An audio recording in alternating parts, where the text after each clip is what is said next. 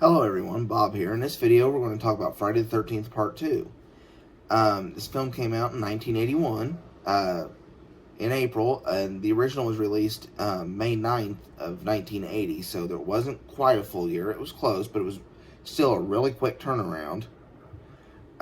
Victor Miller didn't return to write the screenplay, neither did Sean Cunningham in the director's chair. But the film starts off following the sole survivor of the original film, Alice, and it's like a couple months after the events of the first film, and she's still, understandably so, still traumatized and everything. She's having nightmares, and long story short, an unknown killer shows up and makes short work of her, and then you flash forward 5 years, and there is, instead of taking place at Camp Crystal Lake, there is a camp counselor training camp it's going to be like right next door. It's fairly close to it, and it's same woods and everything, and they all show up, and Paul is the one who has the training camp, and he tells the story of basically around a campfire, and it's this scene that actually serves as like a narration for the prologue in part 4 later on, about how he didn't want to scare anyone, but he wants to give it to him straight about Jason, and he tells about how he drowned, and how his body's never recovered and all that stuff, and then how Jason's mother did the killings in the first film. And then of course there's a jump scare moment, but then he's basically saying that's ancient history. He doesn't want to hear any more about it. Well, the next day they have a light day, what I would call a light day on their training, when they show them at the lake and doing this and that, and then when the party splits up that night, some of them go out to get drinks and some of them stay behind. Well, the ones that stay behind have problems with Jason, and that's where the body count racks up. And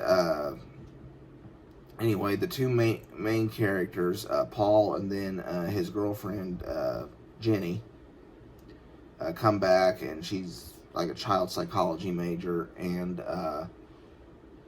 you have this chase sequence that lasts a little bit, and then she runs into this shack she finds in the woods. Well, when she gets in there, she realizes she's in Jason's shack, and there's this shrine to his dead mother, and her head's actually there. And she sees her sweater there, and when Jason's trying to break in, she puts her sweater on and convinces him that she's his mother, long enough to kind of get out of the situation. Paul shows up, and they overpower Jason, and then they go off, and then there's another jump scare at the end, and that's that.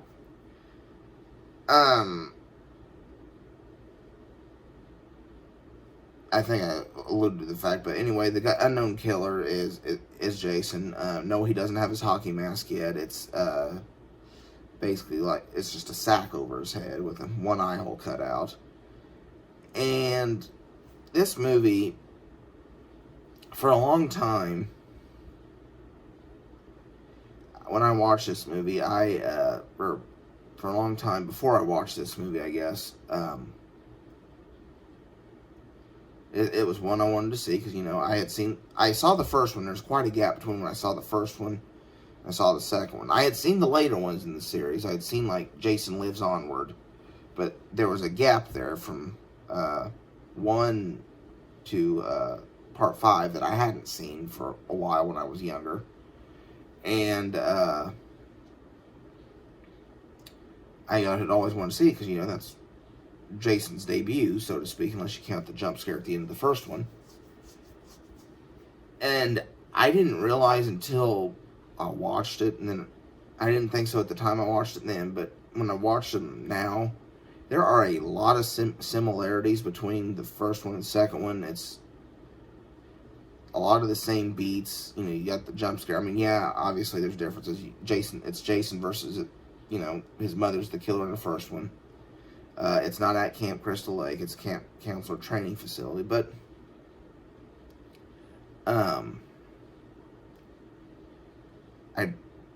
there are things I like about it. There's a lot of fans, I think, that rank this one a lot higher on the ranking of the series than I do. It does have some memorable kills. The guy in the wheelchair going backwards down the stairs, and of course, the couple right after they've had an intimate moment, and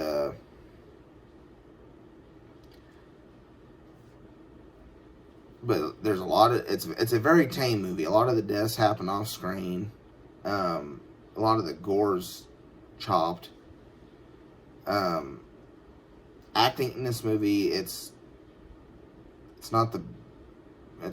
typical slasher movie. It's not the best you'll ever see, but it's not but it's not bad. I apologize about the light keeps going off. I'm using my desktop as a light because the lighting in here isn't great, and it keeps going into screensaver. But I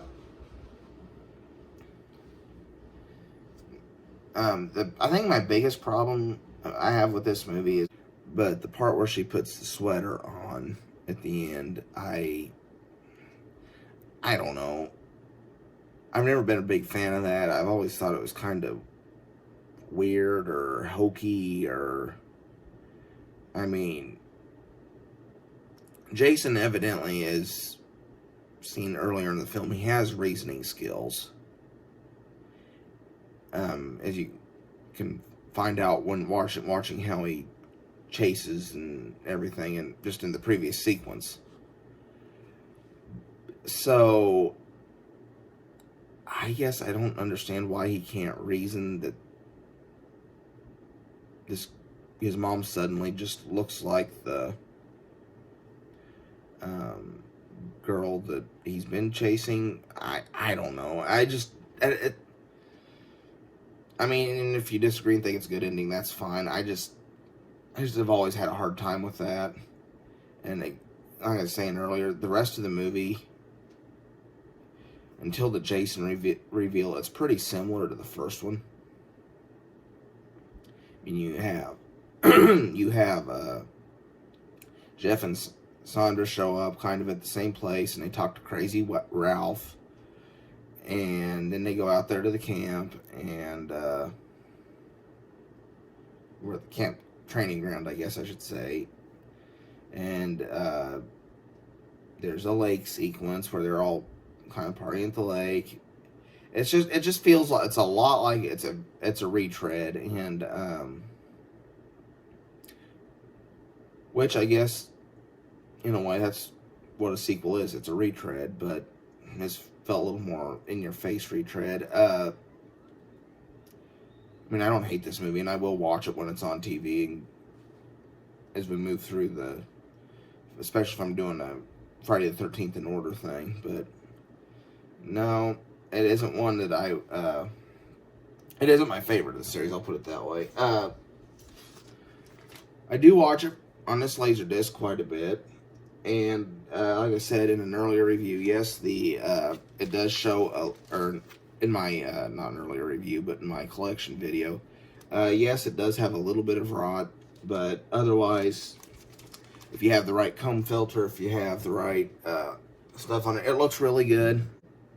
It looks a lot better on an old CRT TV, but if you have it plugged in, you play with your settings, and if you have it plugged into a comb filter, it looks pretty good, and I like watching it because it's got the nostalgia it gives you, especially if you watch it on a CRT TV.